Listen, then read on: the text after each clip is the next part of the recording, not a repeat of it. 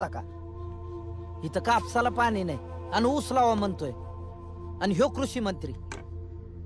पण तू असं का समजतोयस की सगळ्या चुका त्यांच्याच असतात? शेतकऱ्यांच्या पण काही चुका असतात की. काय चूक असती शेतकऱ्यांची? काय चूक होती नंदूची? काय दुबार पेरणी करणं ही चूक आहे का? विहिरीला पाणी नाही लागलं ही चूक आहे?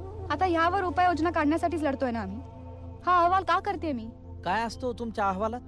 हेच की शेतकरी कर्ज काढून लग्न लावतो पोरींचं.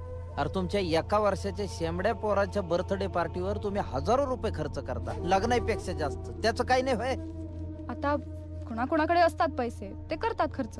पण पैसे कुणाकुणाकडेच का असतात? सगळ्यांकडे, बऱ्याच जणांकडे का नसतात?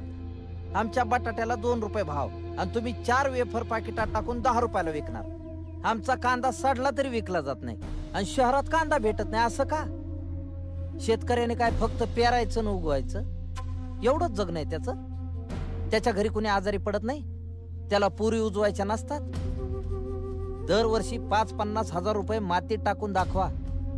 पाऊस येईल का? बियाणं चांगलं मिळेल का? पीक चांगलं येईल का? भाव चांगला राहील का? काही माहित नसतं.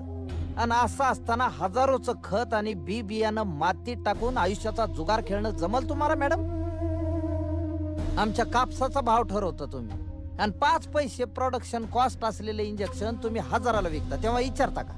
मोबाईलचे ठरवता का हमी भाव? शीतपेयांची करता का प्रतवारी? कापसाची करता तशी? फार छोटे प्रश्न आहेत मॅडम आमचे.